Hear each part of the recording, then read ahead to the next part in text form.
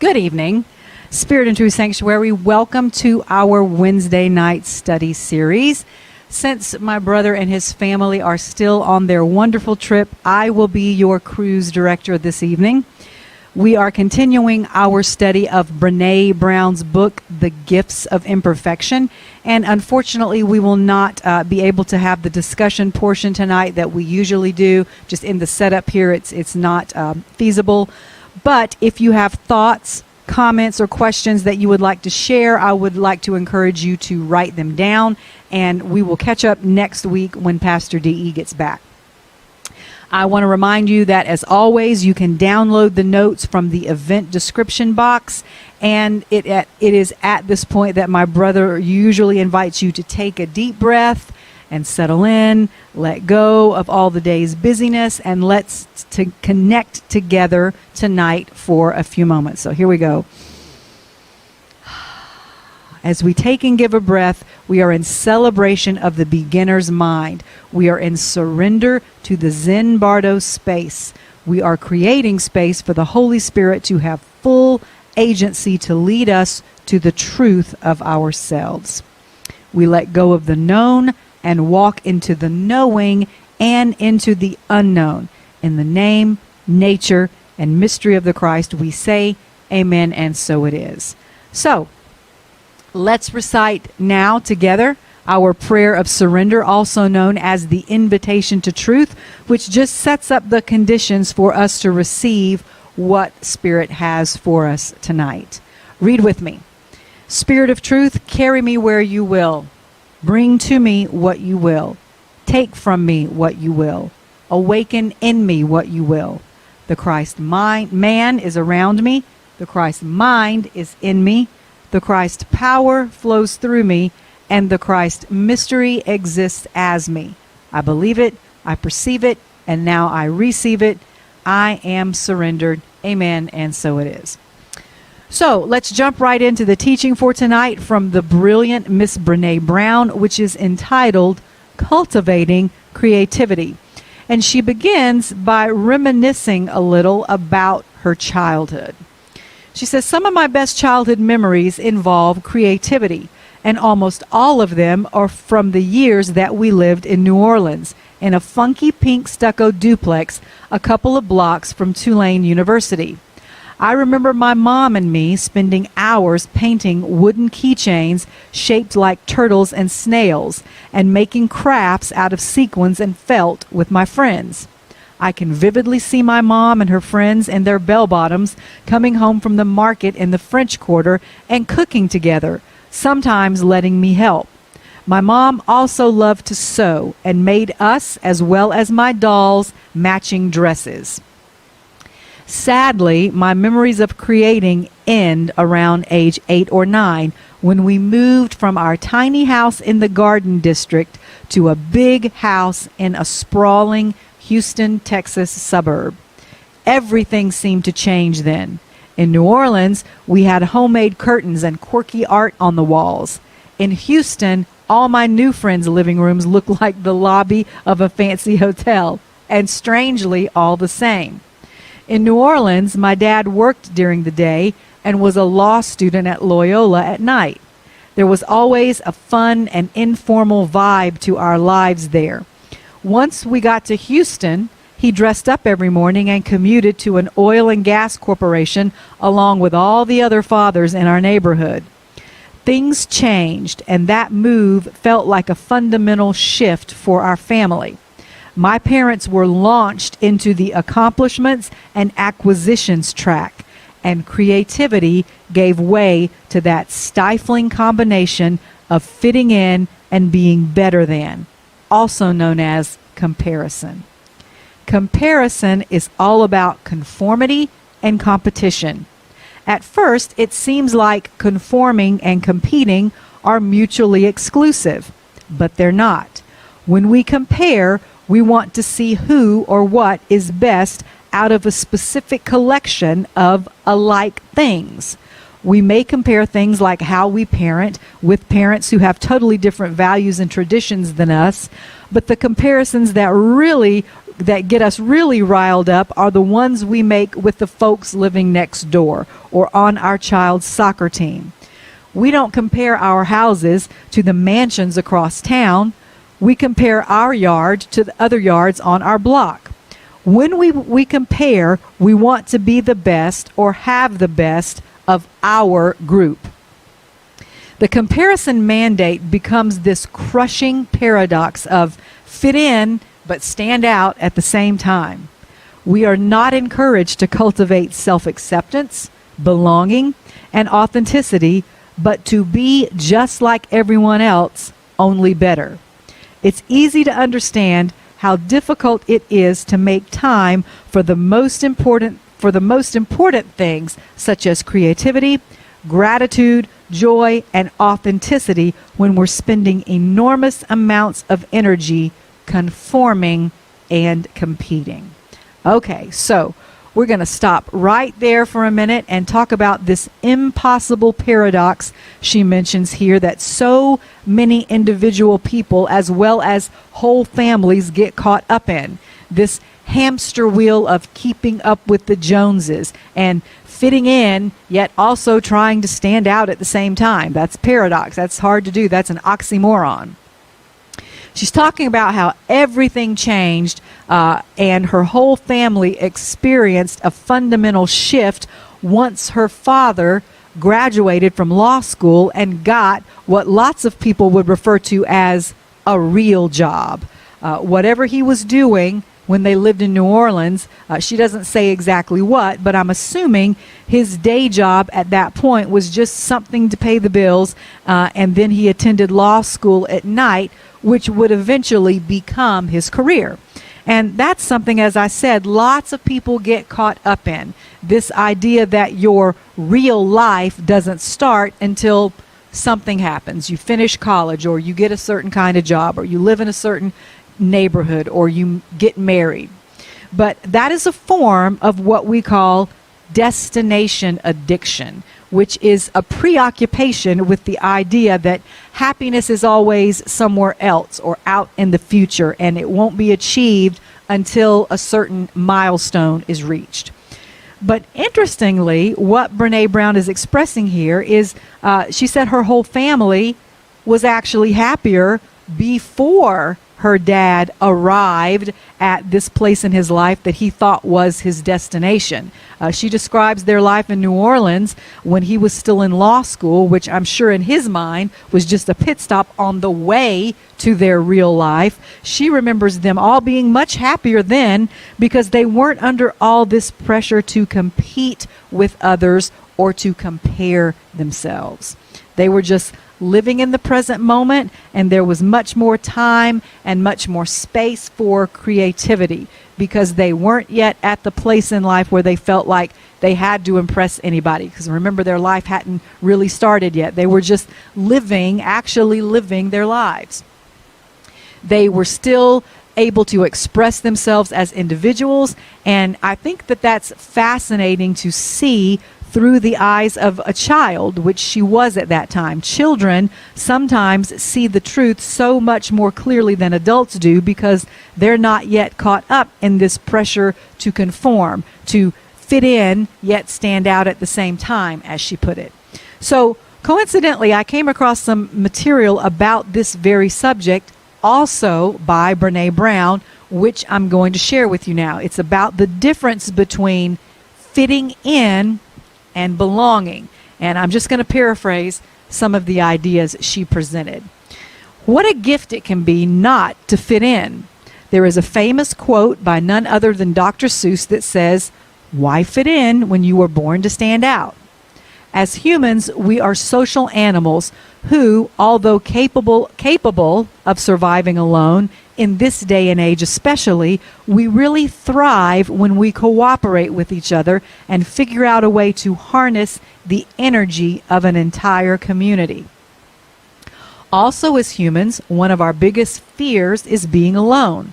And so, one of our greatest drives is to fit in, so that we will be accepted by the group, the tribe, the community, so that we will be loved.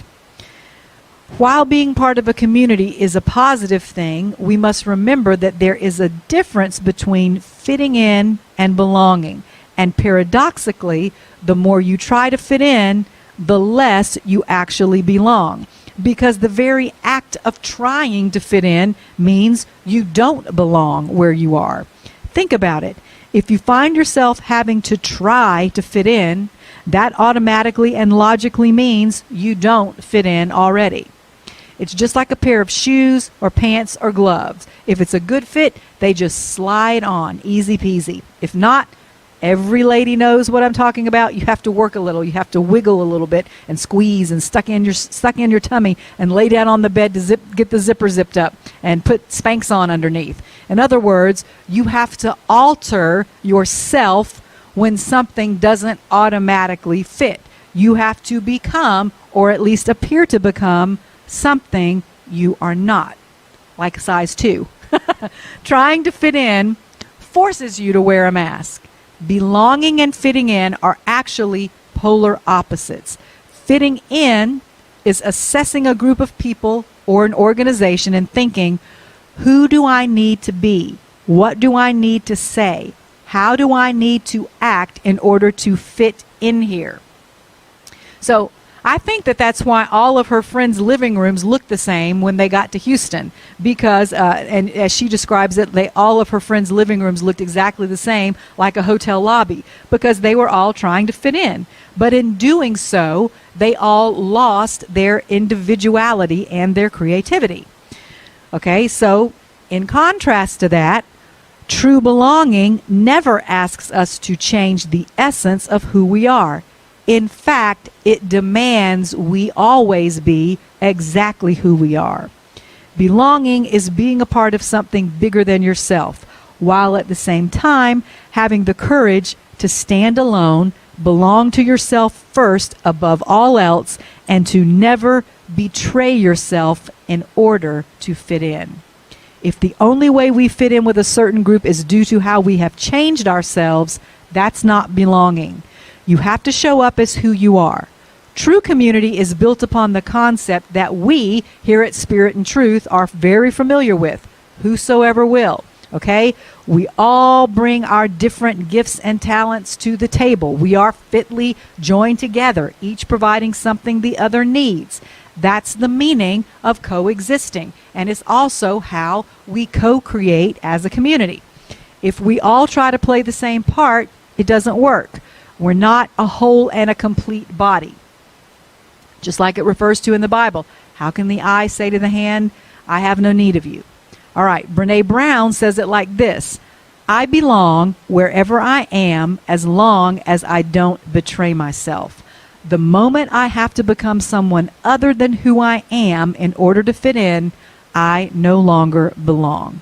It's good to be adaptable to a degree in order to make others comfortable, but the moment your intention for adapting shifts from making sure someone is comfortable or making a healthy compromise to making sure that person likes and accepts you, that is betraying yourself.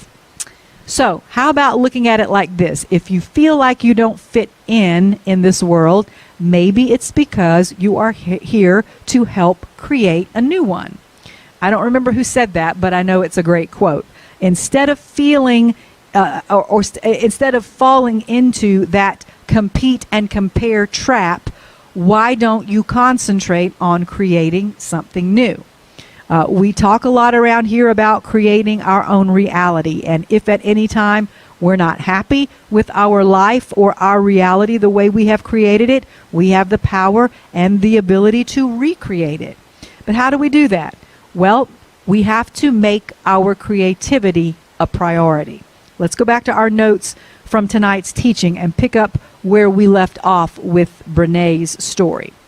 She says, as for my own story, the older I got, the less value I put on creativity and the less time I spent creating. By the time I was 40 and working on this research, my lack of interest in creativity had turned into disdain.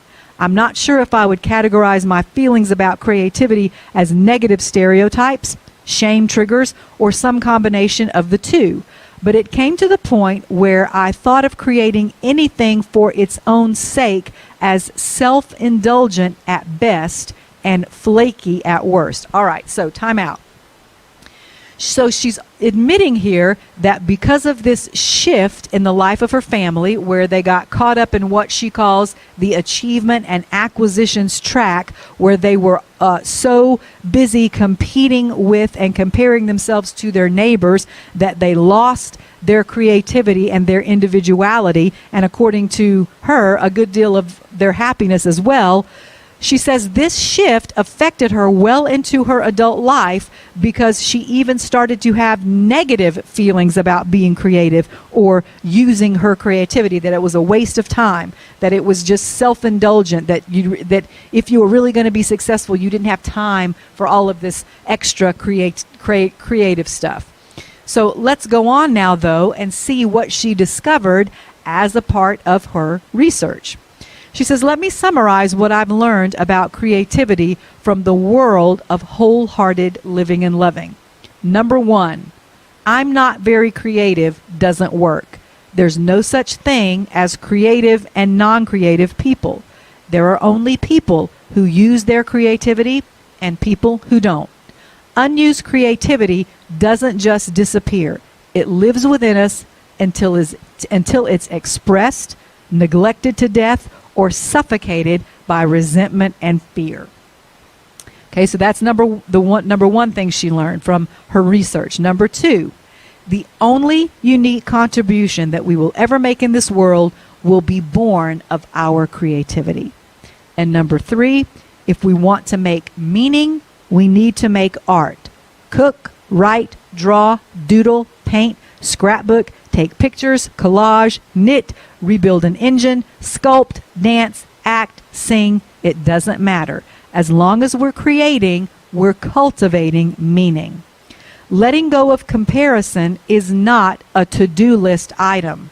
For most of us, it's something that requires constant awareness. It's so easy to take our eyes off our path to check out what others are doing and if they're ahead of or behind us.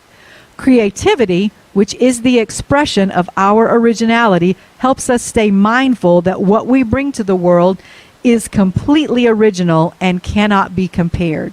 And without comparison, concepts like ahead or behind, or best or worst, lose their meaning. Okay, then she gives us some tips, which sometimes she does. She says, get deliberate.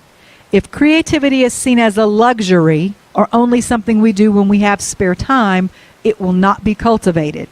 I carve out time every week to do something creative. And when I make creativity a priority, everything in my life works better. Next, she says, get going. Take a class. Risk feeling vulnerable and new and imperfect. There are wonderful online classes if you need more flexibility. Try something that scares you or something you've dreamt about trying. You never know where you'll find your creative inspiration. Okay, so she gives us some helpful tips there at the end about some things we can do to get our own creativity going again. She decided at a certain point in her life to make creativity a priority, and she has found it has helped her to cultivate meaning in her life. So again, the question always becomes how? How do we do this? She gave you some specific suggestions. Carve out time every week, take a class. But I want to talk now about how to do that in a more general sense. One of the basic principles of life that I talk about a lot is the concept of first the natural, then the spiritual. Sometimes when you need to get your creativity going in order to recreate your life or your reality conceptually, you need to get the ball rolling by physically creating something. First the natural, then the spiritual. Let's go back for a minute to her list of things that she has learned about creativity from her research. Number 2 says, the only unique contribution that we will ever make in this world will be born of our creativity. So let's talk about our unique contribution. I spoke earlier about the community being built by everybody being themselves and making their unique or different contribution to the whole. But sometimes we struggle with that. This is something that even I struggle with. From time to time, people will come up to me and say, oh, you ought to write a book, or oh, you ought to give that teaching on Sunday morning. And my response to them is usually, oh, thank you so much. But my response inside my head is always, what do I have to say or write that hasn't already been said and written thousands of times before by thousands of other people and much better than I can do it? In fact, as all of you who have followed my teachings on Tuesday morning for any length of time know that the majority of what I teach comes from other people. I think less of myself as a teacher and more as an editor, okay? Because I usually get a general topic or idea, and then I piece together information that I've either read or heard in a video or seen, and then I just give my commentary on it in between reading other people's stuff. And I'm not trying to be overly modest about it. I know I'm pretty good at that, but, you know, the best thing that I do is just have the patience to wade through all of the information that's available out there and put it together in a way that makes sense. I know that I'm pretty good at doing that. But sometimes I feel like there's nothing particularly original about that, and I feel guilty for not coming up with more of it on my own. And then I remember scriptures like this in Ecclesiastes. Vanity of vanities, all is vanity. What profit has a man for all his labor in which he toils under the sun? One generation passes away, and another generation comes, but the earth abides forever. The sun also rises, and the sun goes down, and hastens to the place where it arose. That which has been is what will be. That which is done is what will be done again. And there is nothing new under the sun. Is there anything of which it may be said, see, this is new? It has already been in ancient times before us. So basically, the writer of Ecclesiastes is telling us here that time, just like seasons, is like day and night, when the sun rises and sets. It's all cyclical. Everything is cyclical. We as humans like to view time as linear, but it's made clear here in this scripture that it's not. He's saying it's vanity to believe that we can come up with anything that's completely new. That's the first way in which we silence ourselves sometimes, just like I just admitted to you that I silence myself. Okay, we don't believe we have anything new or original to say, so we just don't say anything, because as it just said and was confirmed by this scripture, there is nothing new under the sun. But because that's true, there goes our first excuse not to create or be creative. Deciding not to create something because we don't think it's 100% original in every aspect, whether it's a song or a sermon or a painting, is not a good enough reason, because it's always about your unique interpretation of something, because there is none of us can come up with something completely new. 5 different artists can paint a picture of the same sunset, and each will be unique because each of them will see it a little differently. Everyone sees things from their own perspective, and each of them will have a different style of painting. 100 different musicians can write a song about the same subject matter, whether it's falling in love or the heartbreak of falling out of love, and each song will be different. And that's great, because we don't all like the same kind of music. You may love rap and despise country, or vice versa. No matter how good a rock and roll song is, if you hate that particular genre, or if you just prefer another one, then that's what will speak to you instead. And it's the same with any other art form as well. We all have our preferences as to what kind of movies or TV shows we like, books, etc. Different types of all the various art forms touch our hearts and speak to us in a way that resonates with us. And the reverse is also true. 2 people can see the same movie or hear the same song, and one will be moved to tears and say it was a life-changing experience for them, and the other will walk out of the theater going, eh.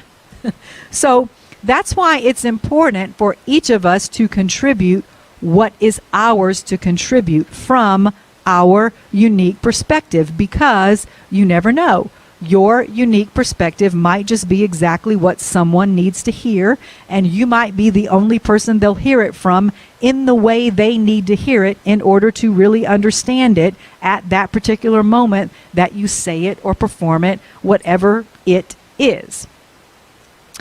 What you have to say or write or sing or paint may just be someone's favorite. So don't be so quick to believe you have nothing to contribute just because you think it's not 100% original, because guess what? Nothing is 100% original. Okay, so that was number 2 of what she discovered in her research about the value of being creative. Let's move on now to number 3. She said if we want to make meaning, we need to make art. Cook, write, draw, and then she went through all of those things, a list. As long as we're creating, we're cultivating meaning. So I want to end tonight by reading to you a piece written by a man named Andrew Raymer, and it's called A Joyful Guide to Creating Heaven on Earth. Now, that sounds like something we would all like to create, right? And the reason I want to read this particular piece is because it ties together so many of the things we've been talking about in tonight's teaching, as well as recently in other settings. It mentions the concept of not putting new wine into old wineskins that my brother talked about this past Sunday in his message.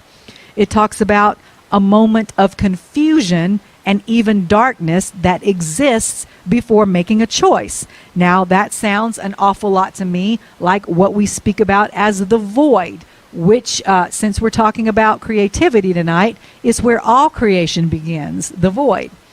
It also talks about creativity being something that can't be rushed. Sometimes we're in such a hurry, as Brené was talking about earlier, to feel like we've arrived somewhere and that like we can't be happy until we get there.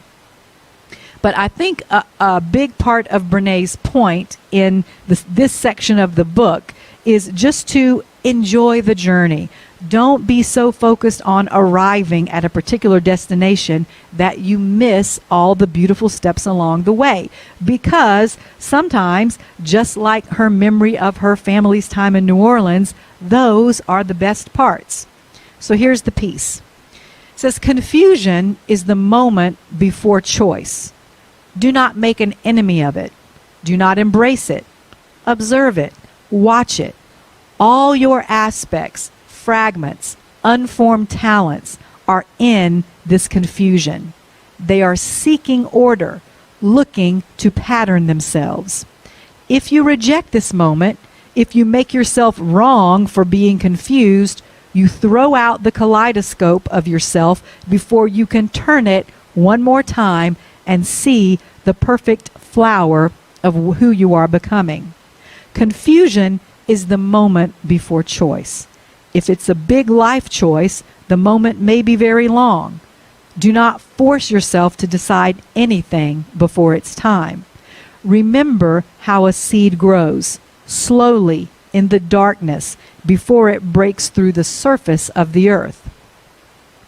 Doubt, confusion, ambivalence, chaos are all part of who you are.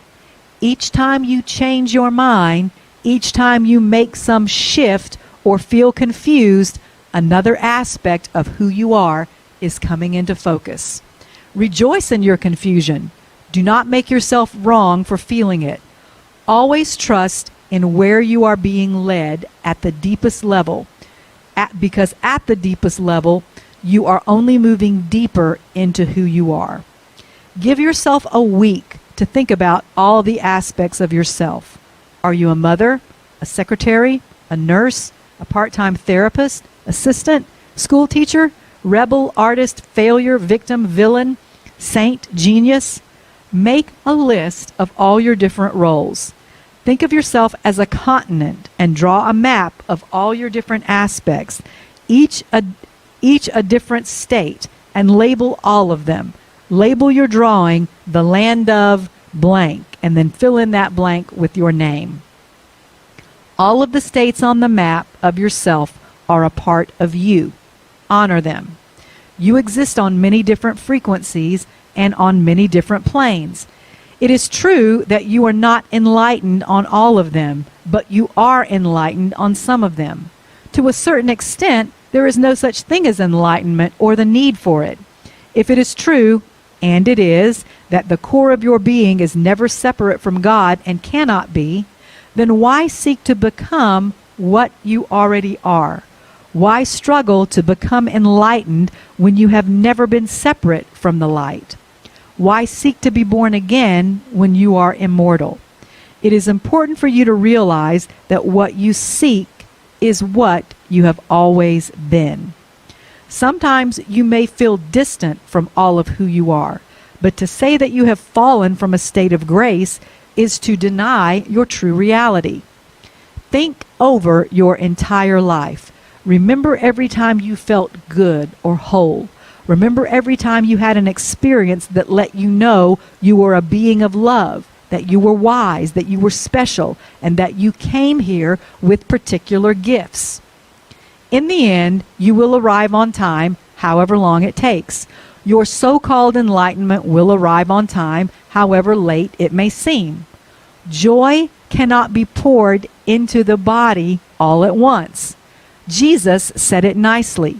People do not put new wine into old wineskins. Otherwise, the skins burst, the wine runs out, and the skins are lost. Put new wine in fresh skins, and both are preserved.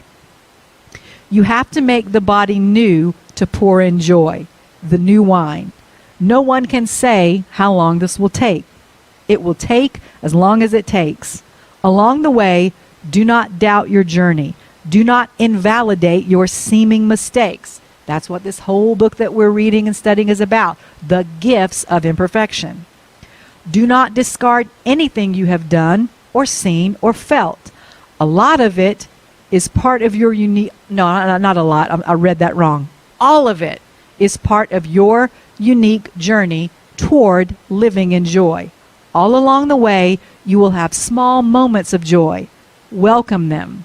And when joy is not present, do not stray from your path or for a single instant say, I screwed up or I lost it again. Each small moment of joy will enter into your very cells, renew you, and allow you to take in a little bit more joy and hold it for a little longer next time. Joy is a force within yourself, within your soul, your God-spark essence, an aspect of your true and original timeless nature. Close your eyes and feel the luminous shimmering of your soul all around you. Feel the way this radiant light of who you are is woven into your heart. Every morning, take a few minutes to sit in the shining beauty of your soul and allow it to enter every cell. Over time, it will transform every one of them. It will completely fill you and allow you to recreate yourself in joy, as joy, beaming joy out to all the world. Beautiful. That was beautifully written. So remember that the most important thing you will ever create or recreate is yourself. And as this piece just said, make sure you are creating yourself in joy and as joy. So I want to encourage you this week to make some time to cultivate your creativity. That is all. We will see you on Sunday. Pastor D.E. and Brandy will be back, so we're looking forward to it. Until then, I love you. Be at peace. Good night.